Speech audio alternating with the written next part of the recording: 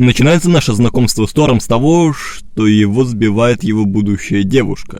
Знаете, предлагаю начать все-таки с флешбэка. Там нам показывают малолетних Тора, Локи, а также Одина, которого играет не престарелый Энтони Хопкинс, а чуть более молодой Энтони Хопкинс. Мы узнаем, что однажды один из двух братьев взойдет на трон. Интересно, кто же это может быть? Ой, да господи, будто бы не знаем, как называется этот фильм и кому по умолчанию достанутся все лавры. И буквально в следующей же сцене мы оказываемся на коронации Тора, где нам демонстрируют нашего Ивана-дурачка во всей красе. Однако церемония срывается, и слава богу, точнее Одину, потому что фанаты, конечно, оценили каноничный шлем Тора из комиксов, но если бы он ходил в нем весь фильм, то это начало бы реально походить на театральную постановку. Шекспира ставите? А мать твоя знает, на ком ее гобелен. Оказывается, что какие-то пришельцы, похожие на детей Снежной Королевы, попытались выкрасть из хранилища свою финтиплюшку. Один говорит, что все, окей, беспокоиться не о чем, однако в Торе бурлит горячая кровь необузданного бойца. Или, если простым языком, шило в одном месте у нашего Тора засело очень глубоко, из-за чего он подбивает своих друзей отправиться на другую планету, дабы отомстить одним отморозкам.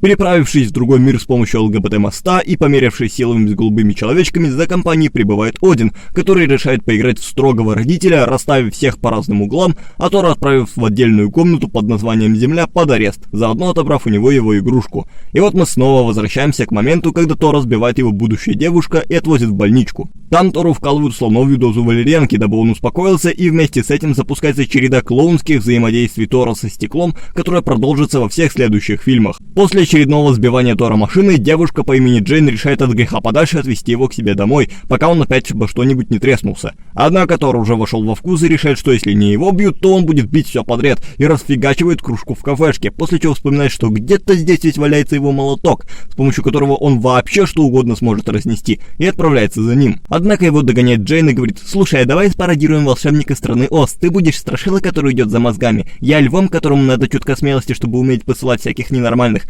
а железного дровосека где-нибудь по пути найдем, или же просто понадеемся на камео Тони Старка в нашем фильме».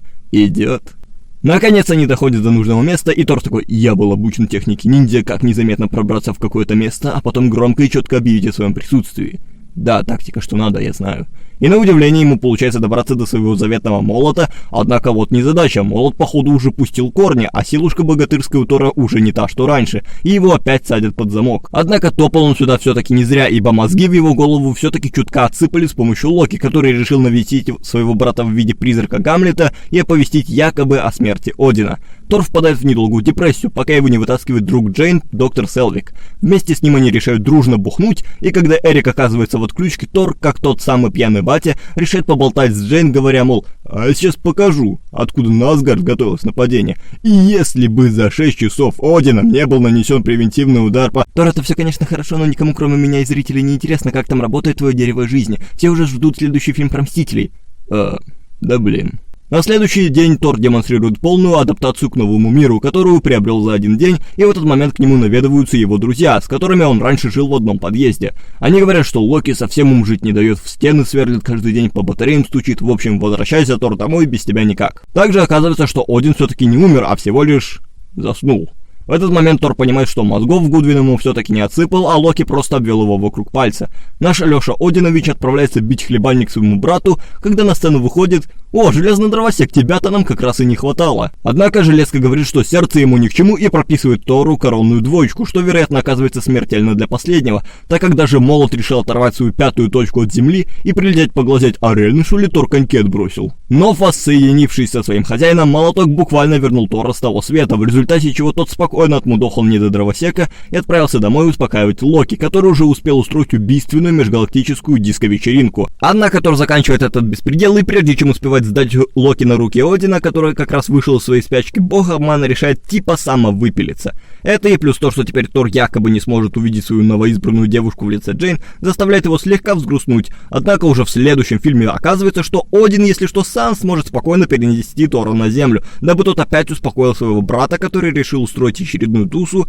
только уже на земле. Параллельно с этим Тор знакомится с еще одним железным дровосеком, только на этот раз добрым, человеком, обботанным флаг, мужиком, который по пьяни может в прямом смысле превращаться в настоящего монстра, а также с двумя обычными людьми, которые непонятно что забыли в команде сверхлюдей, но их выгнать никто не решился, потому что... Потому что так надо по канону, все. Тор в очередной раз попадается в ловушку Локи, который даже не пытался притворяться, что его нет в этом месте. Однако Тору, похоже, мозгов так и не отсыпали ни на Земле, ни в Асгарде. В результате чего он оказывается сброшенным с Один знает какой высоты. Однако успевает в последний момент спастись. Что в целом было не так уж и обязательно, ибо я очень сомневаюсь, что это приземление даже с такой высоты нанесло бы ему хоть какой-то урон. Походив в раздумьях по нерусскому полю, громовой бог решает постоять над молотом, думая, блин, а может не мой все-таки, на моем вроде такой царапинки не было. Но в итоге он определяется, что этот молоток его, после чего летит на финальный махач с Локи. Тору удается пробить несколько поджопников своему брату, но тот в какой-то момент говорит, так, все, Тор, я с тобой уже наигрался, хочу, чтобы меня отдубасили и другие мстители.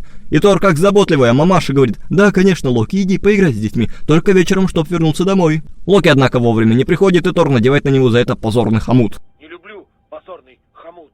И отвозит на ковер к Одину. И пока батя решает, что делать с непослушным сыном, прилежный сын летает по разным мирам, уничтожая различных врагов. В какой-то момент он понимает, что как ты устал от всего этого дерьма, да и плюс и девушку он свою давно не видит, так что Тор берет отпуск и отправляется на Землю, где ему сразу же подкидывают проблемы в лице Джейн, в которую вселился какой-то древний красный симбиот, вследствие чего Тор забирает ее в Асгард. Там он уходит туда-сюда, не зная, чем себя занять, пока ему не выпадает шанс поучаствовать наконец в экшн-сцене, которая заканчивается гибелью его матери. Тор идет на сеанс терапии к Локи, в результате которого предлагает последнему выйти из тюрьмы и отомстить темному эльфу, который выглядит как орк.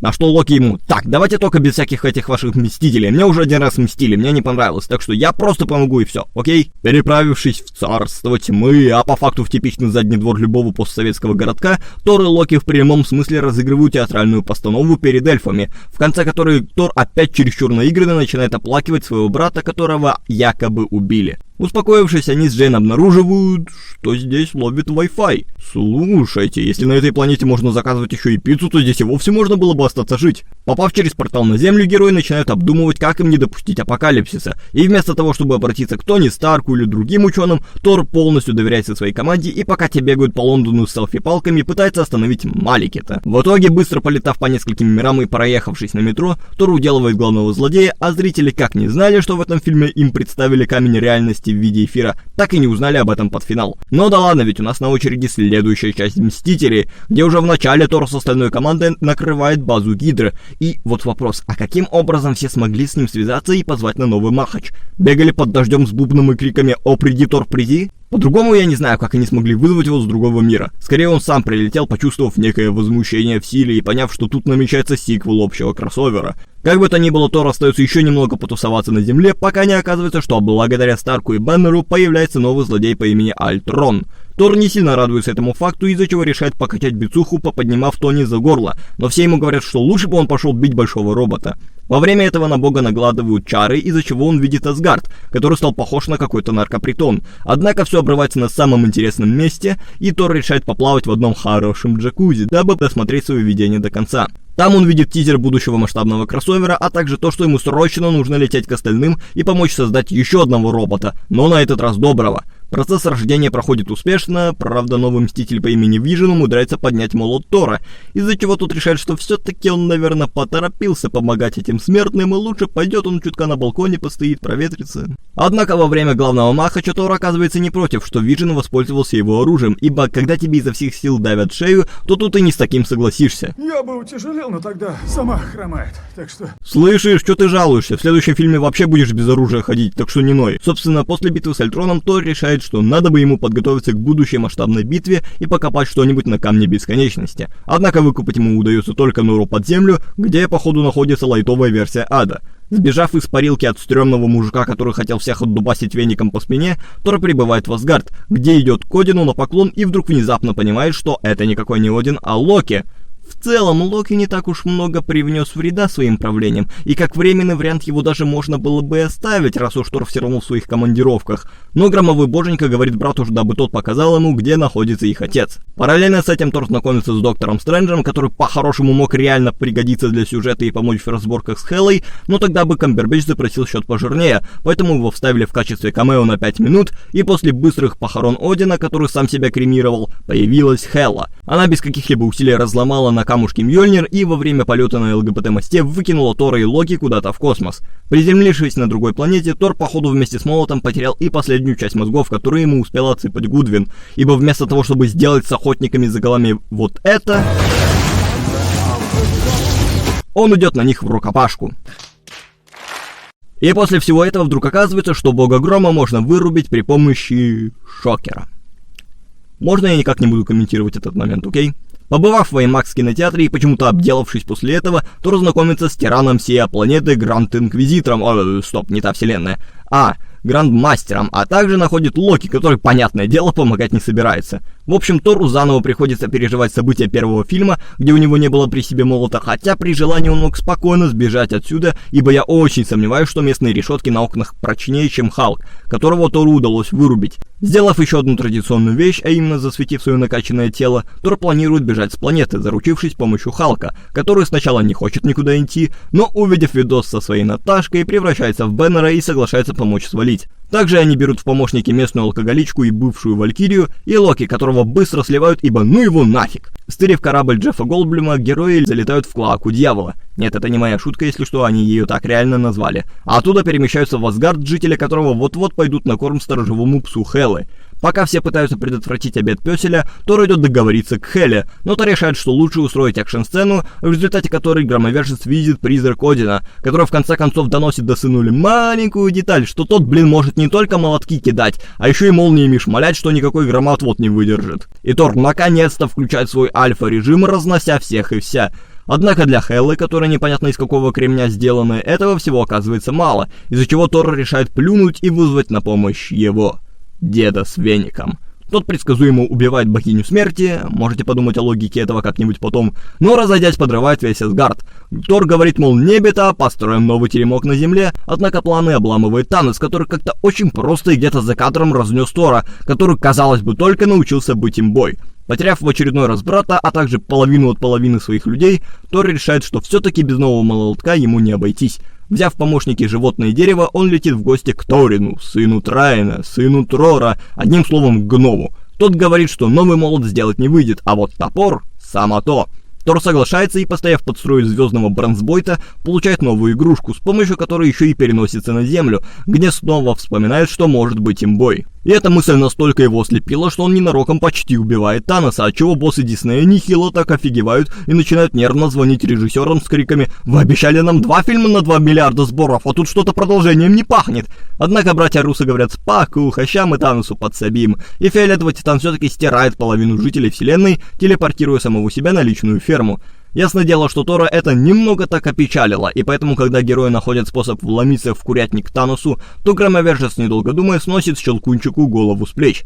Но так как эта проблема не решила, то Тор еще больше ушел в пивную депрессуху, а затем и вовсе решил закосплеить Лебовского. Однако вместо того, чтобы портить ему ковер и орать что-то про деньги, остальные Мстители возвращают его в команду и отправляются в прошлое за Камнем Бесконечности. Там Тор встречает свою маму, которую когда-то не смог защитить, если вы все еще помните, и устраивает с ней милые посиделки, пока ракета бегает по всему замку под страхом быть наколотым на штык.